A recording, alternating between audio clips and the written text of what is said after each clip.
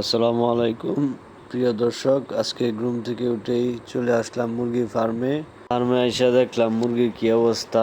দেখতে পাচ্ছেন যে মুরগির খাবার কিছু কমে গেছে, এখন খাবার দিব। পানিও নাই, শুকায় গেছে পাইপ।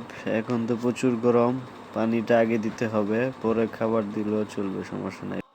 পানিটা অত্যন্ত গুরুত্বপূর্ণ। এই গরমে চেষ্টা করবেন পানি সবসময় ভরপুর রাখার জন্য। পানির অভাবে মুরগির পানিশূন্যতা দেখা দিবে।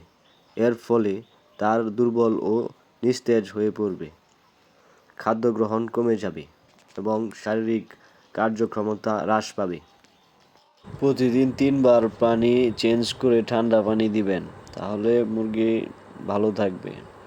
ফ্রেশ পানিটা মুরগি খাবে তৃপ্তি সহকারে। এখন তো প্রচুর গরম, অনেক খামারি ডিম কমে যাচ্ছে সঠিক ম্যানেজমেন্টের কারণে।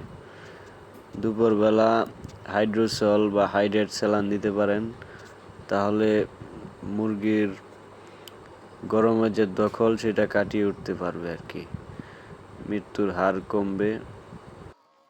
এই গরমে প্রতিদিনই পরিষ্কার করার চেষ্টা করবেন, তাহলে কি হবে, প্রতিদিন এই গ্যাসটার মুরগি লাগবে না। গরমের তাপমাত্রা আর গ্যাসের গন্ধে নানান সমস্যায় মুরগি আক্রান্ত হতে পারে।